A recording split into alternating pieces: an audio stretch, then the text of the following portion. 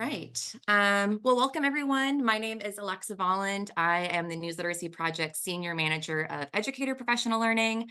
I'm going to still let a few folks trickle into the room. But if this is the first session you're tuning into, welcome to today's NewsLitCamp. Today's overarching theme is really the importance of local news, and we have really an incredible day planned for you with what I'm sure will be some really interesting and important conversations. If you've never attended a news lit camp, this is a day where the News Literacy Project brings together educators and practicing journalists, industry professionals to really discuss news literacy and journalism, but also with the goal being to kind of transform all of this real world expertise into classroom learning and also kind of demystify the journalism profession. And I also want to say thank you to our partner, Scripps, for connecting us with all of the incredible journalists that you're going to hear from today. On that note, I am extremely excited for this session, which is on the importance of connecting authentically with audiences. So according to an October 2023 Gallup poll, Americans' trust in media is close to a record low. And in news reporting, trust can be a very difficult topic. Journalists have to report on important issues in a way that is informative, but they also have to work to connect with audiences in a way that conveys that trust and credibility. This session is also going to be especially interesting since we're going to be hearing from both journalists on how they connect with local and national audiences. But before I introduce our panelists, just a few quick housekeeping things to go through. Yes, this session is going to be recorded, and we will share that recording with you following the NewsLit Camp. If you're wanting to request a certificate of attendance, you can request that through the feedback survey that we'll share following each session. All of the resources that are shared, any slides that might be shared during this presentation, again, will be packaged and delivered to you via email next week. My colleagues are going to be dropping a bunch of NLP resources in the chat that might connect to a classroom learning activity. Everything from the News Literacy Project is completely free. And because this is a webinar format, unfortunately, you won't be able to unmute yourself to ask a question, but I really encourage you to use the chat. Chat can be a great place for just general comments. If you have an idea for a classroom connection, that's a great place for it, for a lot of kind of thought sharing. If you have a question for our panelists, I really encourage you to use the Q&A just so that none of those great questions get lost in the chat. Now I am pleased to welcome Christian Bryant and Marie Cornell. Christian is an anchor and co-host of Scripps News Tonight, where he and a team of Scripps reporters take really deep dives into the major news of the day. But before joining Scripps News, he studied English at Morehouse College and journalism at the University of Missouri. Outside of news, I hear you're a dabbling musician. Christian, thank you so much for joining us. And Marie is a journalist at KJTV Scripps ABC affiliate in San Diego, which is also where she grew up. She has a bachelor's degree in journalism and a minor in political science from California State University, Northridge. But before her return to Southern California, Marie has worked in newsrooms in Virginia, Maryland, Las Vegas. In addition to her work in news reporting, she also worked for the Jimmy Kimmel Live Show, which sounds very seriously cool. And outside of news, Marie spends time volunteering at her children's school, cheering on her three sons' Little League and soccer teams. Marie, thank you so much for spending time with us, especially so early, kind of tuning in from California. So with those bios, I wanted to include those kind of personal fun facts. Also, we're talking about building trust with audiences, and a lot of times it feels like, we have to do that through also humanizing ourselves as a way to build trust. But let's just kick things off. So I'd love to start out today's conversation by having you both tell everyone just a little bit more about your background and your current role, and really who your audience is. So Christian, let's start with you, and I'm going to stop sharing my screen so we can see our panelists full screen. Hey everybody, how are we doing today? Good, I hope. Great, thanks so I much for know it's joining early on the us. West Coast. Yeah, I know it's early on the West Coast for Marie, but we've already gotten our day started here on the East Coast. I really appreciate the introduction. Again, my name is Christian. I am a host for Scripps News. I host the 8 p.m. Hour. Right now, it's called Scripps News Tonight. I've been at this company for a long, long time. Before it was Scripps News, it was called Newsy. And I started there in the tail end of 2011. The same year I really started in journalism in earnest. I am from North Carolina, born and raised in the South, and have bopped around a good bit since then, from Atlanta to Columbia, Missouri to Chicago.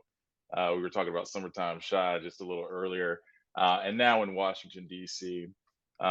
Journalism is not something I really saw for myself growing up. I'm not one of those journalists who grew up watching the news and thinking to myself like, I want to be that guy. I had other dreams. I wanted to be an animator. I wanted to be a musician. I wanted to be, I was that delusional kid who's like, yeah, I can go pro. Yeah, yeah, yeah, yeah. Football is going to be it for me, baby. But that none of that worked out. I got my start in journalism at an alt weekly newspaper in my hometown of Greensboro, North Carolina.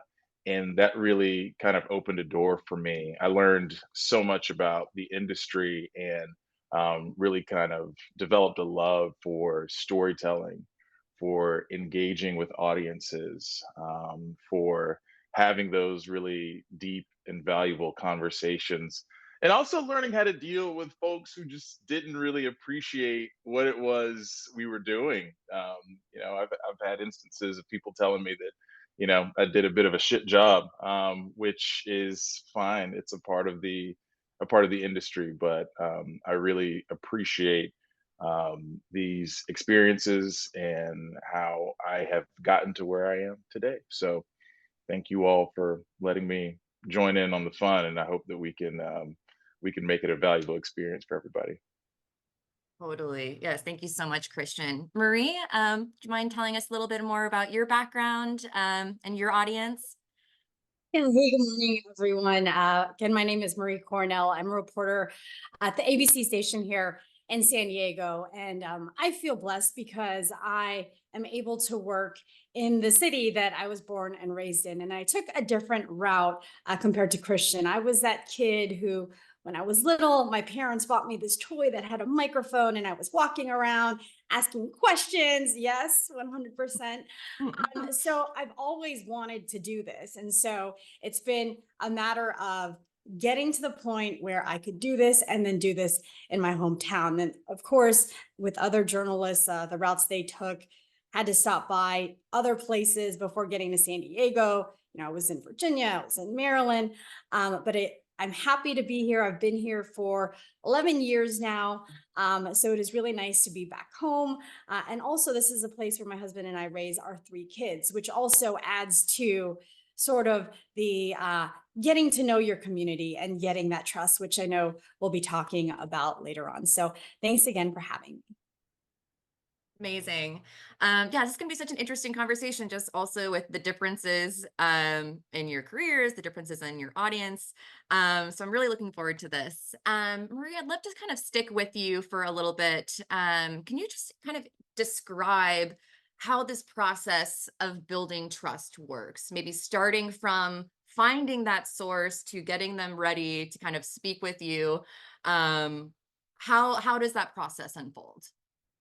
For me, it's different because, again, on the local level, I'm not just reporting on the community, I'm a part of this community. I'm right there at the Little League games, I'm there at the soccer games, talking to these parents, to these coaches. And from there, they get to see who you really are, and who you are, off air is who you are on air. That's how I like to present myself. And through that, you basically build that trust because they know that you're not just this talking head. And that's where, we've gotten different stories, such as, talking to the parents about some of the concerns they have. Some of them, for example, most recently, they're healthcare workers. And I'm sure we've all heard about the whole contract issue with Kaiser. And from there, listening to their stories, they then introduced me to other of their coworkers, other parents who, because that soccer mom knows that I'm a real person, I understand, then it makes it easier for them and makes them more comfortable to tell their story. And then from there, that's sort of how the story evolves, because now you have real concerns from real people, and that's what you're conveying to the public. It's not just this talking head or the representative for the union, if you will. Yeah, it's really interesting. Christian, what does that process kind of, start to finish of finding that source, building that trust look like on your end? I want to piggyback on something Marie said. Who you are off air is who you are on air, and I think that is such an important factor of the work that we do. I think in building trust and in authenticity, um, a lot of it starts with how you present yourself. I don't mean what we're wearing or anything of the sort. I mean really kind of bringing your full self to this work. For the longest time I thought that I had to be somebody else or be like somebody else to really get ahead and get people to trust me in this industry. You I have an uncle who watches the show, and he'll say, nephew, you remind me of Bernard Shaw.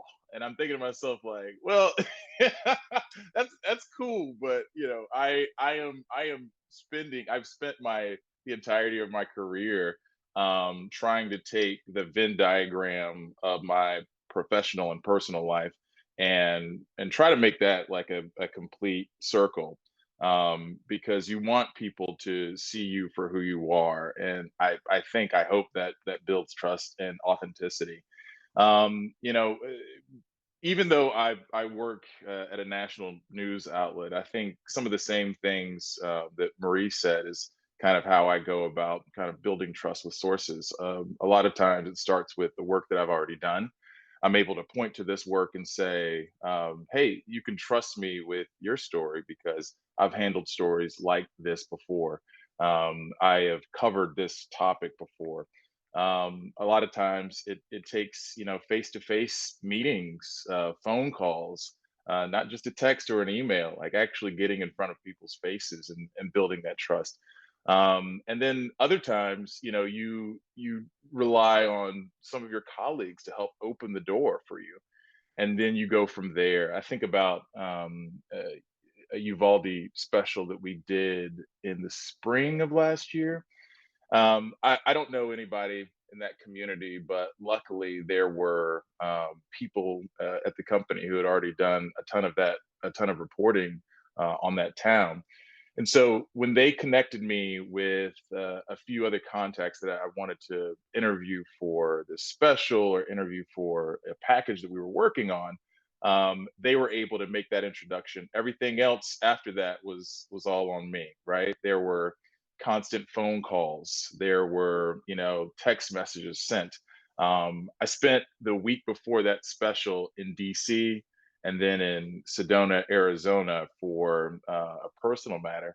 And that whole time I was on the phone with these people every single day. I couldn't get to them in person, but they knew that I was a person that they could trust with their story. So it happens a bunch of different ways, but I think that being able to show yourself approved is one way, showing people the work that you've already done, being able to have conversations with people and let them know that, you may be tough but fair, and then also relying on colleagues to open the door for you, and then you put yourself in front of them and say, okay, this is who I am, this is what I'm about, we connect on this level, this is what we're trying to do, and then you go from there, and you hope that the product that you put out is worthy of their time and the surrounding audience.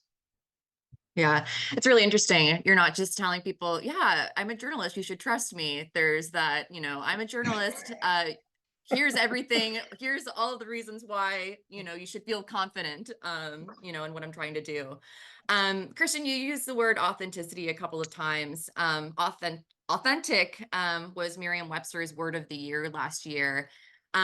What does it mean to you as a journalist, kind of within the context of news, to be authentic, to be an authentic voice? It means everything. In thinking about this conversation, I thought that authenticity is our currency. If people don't trust who you are or your intentions, then your reputation's shot. Your ability to tell good, fulfilling stories is shot. And so I think every day, kind of like objectivity, right? Every day we work to be objective.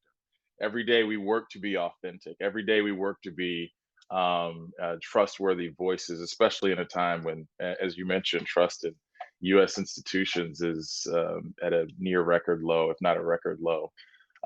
So authenticity is everything, and it like I said before, it extends to how we present ourselves to our sources, how we present ourselves in the work that we're doing, how we make contacts, how we go about doing right by those sources, how we go about telling these stories.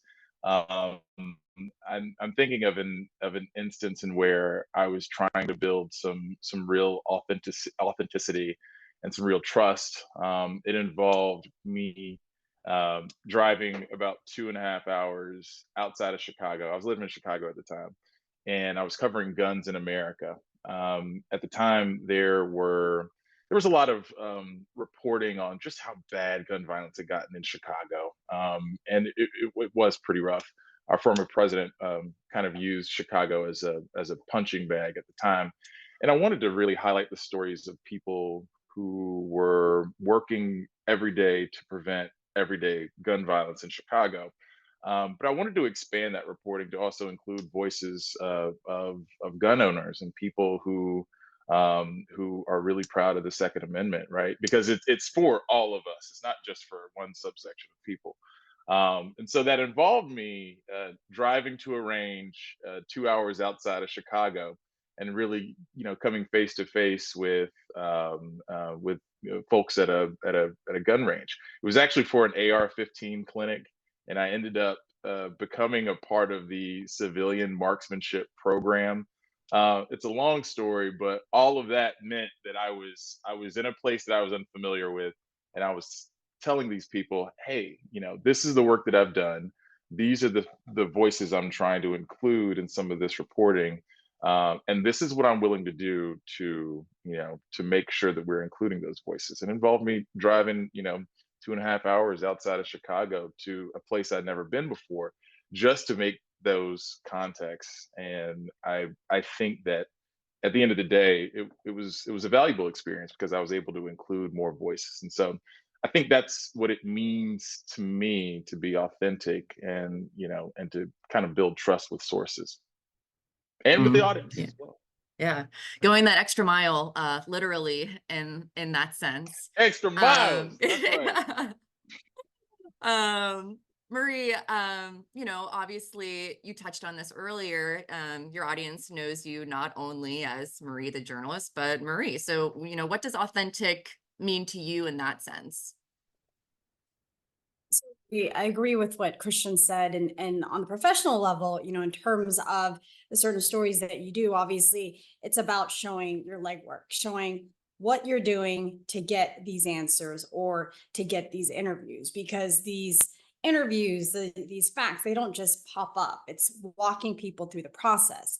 But on a much lighter note, in terms of authenticity, example with me being from San Diego, being a huge Padre fan. Yes, I know, Padre fan.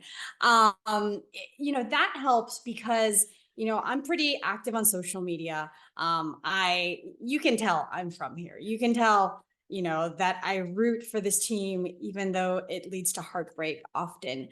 But that also helps when, you're looking to talk to these fans and they can relate to you and they say, how I feel, like you're one of us, which makes it that much easier for them to really share their thoughts. It's great when you do stories like with opening day or a couple of years ago when we had the playoff run. It comes off as authentic because my feelings is how they're feeling. And I think that changes the way that the stories are being told, because they can, again, relate to you and they trust you. Maria, I want to stick with you for a little bit longer. So you've both talked about how, the process of building trust can be different on a case by case. Also, differences within your audience as well. I guess I'm curious, when it comes to building trust, have you found that you need to tailor your trust building strategies for also different age groups, particularly when you're connecting with maybe Gen Z compared to older audiences? So Marie, let's start with you, and then I'll move over to Christian. Absolutely. I don't think it is a surprise that with social media, that has basically changed the way we do things in terms of journalism, because that is something we cannot ignore. And in fact, that's something that a lot of us embrace, and a lot of our stations encourage that we embrace, because that is a way of connecting with that younger generation. And so when you're doing stories, for example, just a few weeks ago, we had talked to some high school students who were really trying to get the younger generation involved and getting registered to vote. It's a movement that they started within the school district, and they're looking to branch out. Talking to them, the way I approach them would be totally different from how I would approach, say, when I spoke with the 100-year-old, veteran who, again, was celebrating her birthday, and then she was able to have the members of the Coast Guard with her. You tailor it to who you're speaking to. And when I was talking to these high school kids, we were referencing TikTok, we were referencing stuff you would see on Twitter or on Facebook. And that way, they, again, can relate to you, and they're more open to share their examples and their thoughts, because in all honesty, they said, you get us and you're listening to us, and it's someone that, we can relate to. It's someone that you understand where we're going with this. And I think that's what you have to do, is really tailor it to who you are talking to. Exactly. I mean, listening, just listening is so important. Christian, anything to add to that? Yeah, I was just thinking about, I guess, the differences in approaching different sources and making sure that we're tailoring our trust building in a way. I keep going back to Chicago because this was such a formative time in my journalism experience. The way that I talk to, let's say, James Riley, who was a Memphis sanitation worker who marched with Dr. King. The way I talk to him is going to be very different than the way I talk to kids who were survivors of gun violence in Chicago, because you're trying to build that trust. James Riley is a person who, like a lot of other people in Chicago, they have roots to the South, right? I'm from North Carolina, born and raised, and so there are a lot of things that we can connect on, whether it's food, whether it's religion. I laugh at how I talk to older Black women, especially because they hear my name and they say, especially like older Black women from the South, they say, "Oh yeah, yeah, I might know some Bryants down there," or you try to find ways to really build that trusted connection. Like Marie was saying, though, with kids, it's a little different. You want to let them know, not kids, with children, younger folks. You want to let them know that, hey, I'm not some person who is who's under a rock. I've been online. I can connect with you on, is it music? Is it a meme format? Is it the way that you're talking to folks? You try your best to find that common ground, and do it in a way that you're not being a try hard either way.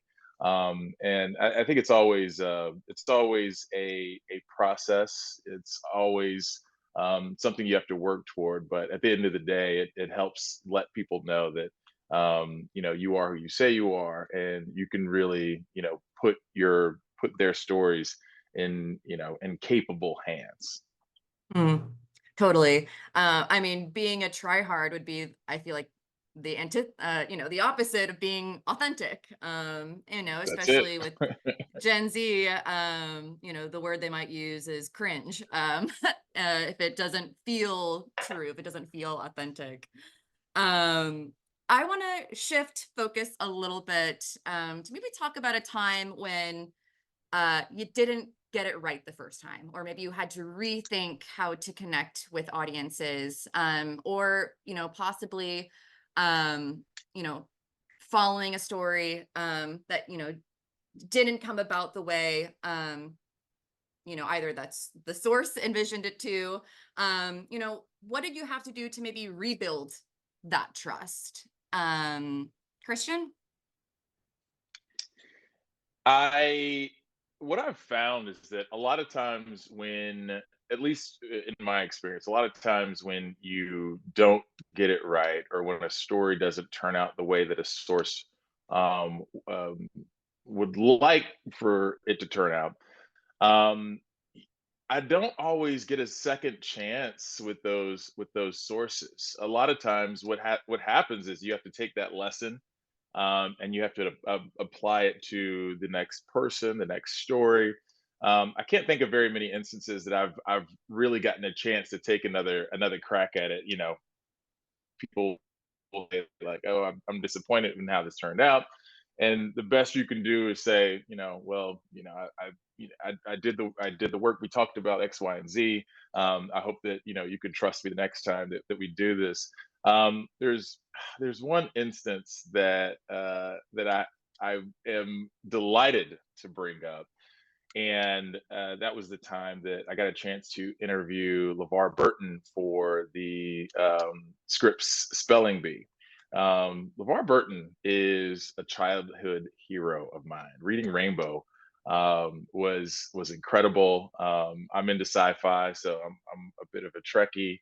And getting a chance to talk to him, this older Black man who has been a part of so many people's childhoods, was exciting, and we connected immediately. I thought that I was able to kind of build that trust with him in the moments before we actually started the interview. And we connected. It was incredible. We sang together, and it was just a really beautiful experience. But what happened afterward was something that I'll never forget. I think Alexa's gonna pull up the tweet. So the day that the first promo of the interview ran, it was this was sometime after the whole Jeopardy drama where he hosted for a week, and ultimately did not get the job. And we had a conversation during a portion of our interview where he said the fix was in. He said, he didn't feel like he was given a fair shake, and he let me know in so many ways that he thought that it was an unfair process. So he said all those things, right? But that was only a portion of the interview. Scripps PR cut that portion and put it out kind of like a teaser for the full interview. And I think that he took issue with the fact that that was the only portion that he was seeing right away. Now there was a longer interview that was going to be it was going to be published, right? But immediately after that portion of the interview ran, I get this notification, and it's from LeVar Burton, and he says, "I'm just so disappointed in you. Your childhood hero is telling you that Uh, he is disappointed in you." So I actually have that printed and posted at my desk because I still think it is one of the funniest things I've ever seen, and it lets you know that no matter how hard you try, sometimes um, not everybody's going to be in love with the work that you do. Now, I tried to reach back out to his PR people and say, "Hey, there's a full interview where we talk about like the scope of his achievements so far, his tent poles, as he called them, and what's next for him, being this remarkable presence." I don't know if he ever saw the full interview, but I know he saw that one portion. And that's the thing that's going to live on. I think the reminder for me is that, not everybody's going to be in love with the work that you do. And you're not there to be everybody's friend. Would I have loved it if LeVar Burton was like, Christian, you knocked it out of the park? Like, hell yeah, that would have been awesome. I would have posted that by my desk. But instead, it's a reminder that the work that we do is not always going to be very popular, but I feel good about the full product of what we put out. I still go back to that interview because I thought that things worked so well, from the prep to the conversation before the interview to the conversation after the interview. I was hoping that this is something that I could probably come back to him, sometime in the future. But you're not going to make everybody happy, and that's a part of the experience. But what you can do is take those lessons and apply them to the next person and the next person, and try to figure out how to do better, every at bat. Marie, any childhood heroes, That reach you out to you? disappointed. Anything to add there? Yes. So the next time, Christian, I'll have another story. Wow, what an incredible story. Um, so wow, that was incredible. I want to shift focus again to something, Marie, that you brought up when one of our prep calls, which is how the pandemic has really changed how you show up and connect with audiences. I'd love to hear more about that. How are you building trust and connecting with your folks when you can't actually connect with them? So, when the pandemic first started, we had a lot of the cruise ships that were arriving here in San Diego. And it was our job to try and talk to the passengers that are on board. Obviously, with the way things were, for safety reasons, we weren't just going to get on the ship. So that is where social media really came into play. I posted on all of our different platforms saying, I would love to talk to someone who's on board this ship. Does anyone know anyone? And looking at it, I was able to find a daughter who had her parents on board this specific cruise ship. And she was relaying information to them. They were a little older, they weren't as media savvy. But the long story short was that I was able to get more information from them. I was able to talk to them about their experiences on board the ship. And this is all via Zoom. But at the same time, they were essentially locked up in their room. We were able to share information that we were getting from the health department, from the cruise line. So in a way, it was also their way of getting the news, but it was our way of telling the story. So it's just a different way of thinking and how you can reach the folks that you're interviewing and also your viewers, because at that time we were all living in this bubble where this is essentially what we were doing, right? We were doing the Zoom calls. So I would think that viewers were forgiving and they appreciate the fact that, hey, we're still telling the stories, it's just in a different way. Christian, how did the pandemic change how you connect with audiences? Yeah, I remember when they sent us home, March of 2020, and it really kind of it was a chaotic time. It was a very chaotic time. I think we all remember that. It's funny because I'm trying to think back and say, these interviews that we do on Zoom so often. I was thinking, I said, did we used to do all of these in person? Is that how that was before the pandemic? What I'm reminded of is that journalism has gone through a number of changes over the years. And there is something to be said about still finding ways to connect with people. Marie mentioned social media. I mean, it's been an incredible tool, to reach out to people, to get information, to be able to spread information. um, a lot of times, man, you can't replace like these phone calls, just picking up the phone and actually like getting in touch with people.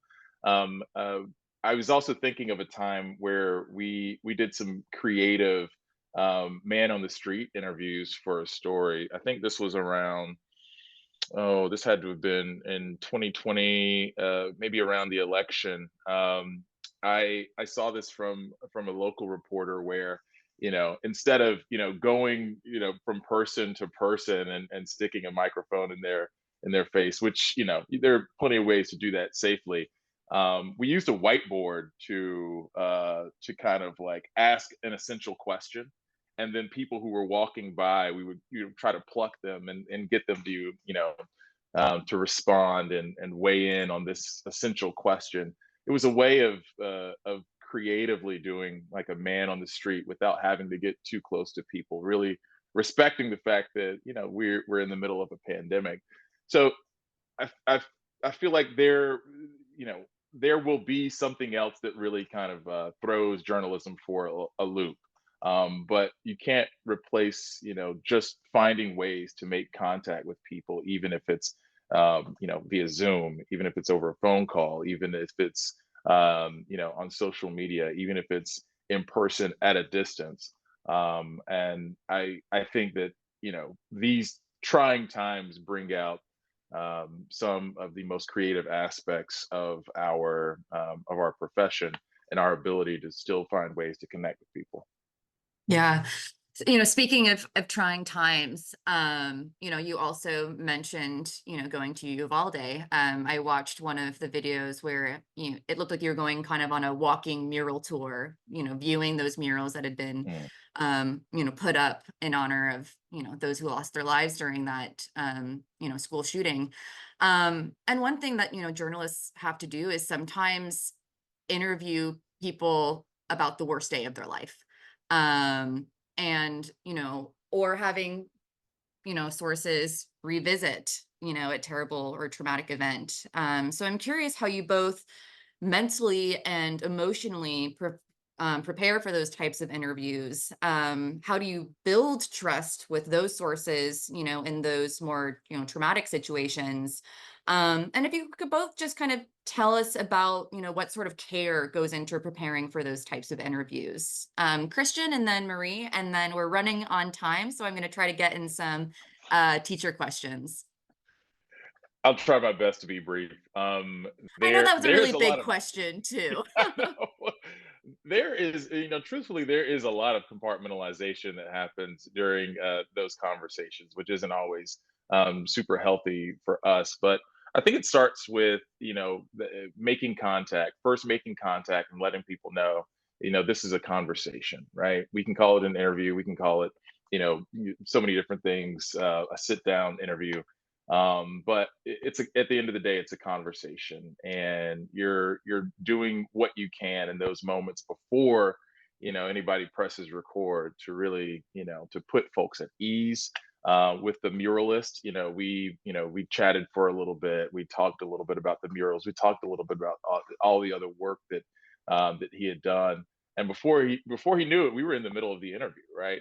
It wasn't like I was tricking him into it, but I wanted to make sure to put him at ease, so that we could talk about these things. I think that's the kind of care that goes into really preparing for and getting other people ready to go on camera to have these conversations. Sometimes it's the little moments right before that really, helps put people at ease and gets them comfortable before we actually dive into, some of the really hard topics.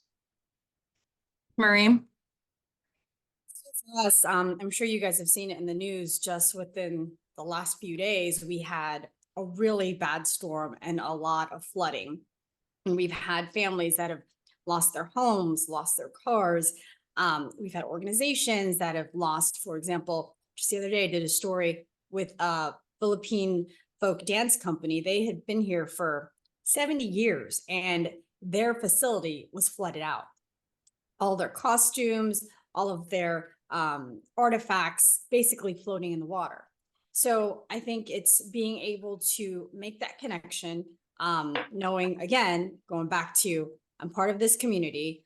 I've done things with this organization, MC different events, but it was when we actually got to the facility and talking to them, where they realize this is not an interview. This is really someone who wants to hear, their story, wants to hear what they're thinking about, what their next move is, what happens now, how can the community help? And I think it also helps that the photographer basically lets the moment breathe. I always start off my interviews saying, don't look at the camera. Don't worry about that. Just focus on talking to me. This is just our conversation. Ignore everything else. And in that moment, you get their true emotion and you get the reaction, my genuine reaction to that. And I think that's what made the story that much more compelling, because it is a real authentic moment, and it's not, they're just trying to get donations. Wow. If I could piggyback on that, Please. I think what another thing that I'm getting from Marie's response is also showing people that you're human. You know, we're not just journalists. We're there to like tell stories and to try to amplify voices in the work that we do. But we are human as well. I think with Marie being in that community, it's like, hey, I've experienced some of this stuff too. There've been times when maybe somebody is we go to speak to somebody, maybe they're sweeping up. It's like, I don't mind helping them sweep up or helping them kind of get their stuff together. I'm not just there to put a microphone in their face and start asking them questions. I'm also there to like connect with them and do what I can to let them know that I'm human too. And we're here to try to amplify your story so that maybe it can be helpful for somebody else. Maybe it can be helpful for you down the line. So that's also something that I feel like is really important in this job. Totally. And I think that also, resonates with the audience as well. If your source doesn't feel comfortable, your audience, I'm sure, will pick up on that fact. And the story won't, be as full or as complete. We have a couple of questions in the Q&A. Kate is curious, to what extent do you share the journalism with sources before it is published or before it goes live? Does that ever happen? Is there any sort of, Kate said, contract that you make with your sources?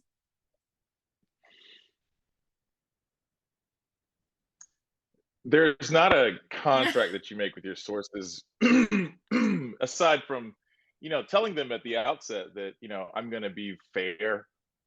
I'm going to make sure that what we said from the outset, because you don't want to be deceitful, you don't want to deceive anybody, you don't want to be duplicitous in how you approach the work, but you let them know like from the outset that, hey, sometimes this may be a very tough thing, and I'm gonna do what I can to be fair.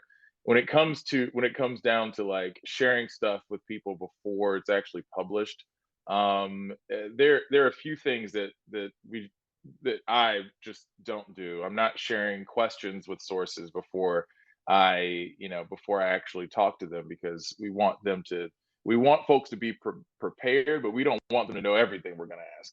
I don't put videos in front of sources unless it's like a particularly sensitive topic, because we're journalists. We're there to to do the editing on our end, and that's without having feedback from the actual source. Like, I think you should edit it this way. I think you should do something that way instead. I'm not closing off the communication with sources before something is published, but that those are the only real contracts that exist, at least for me, when doing this kind of work.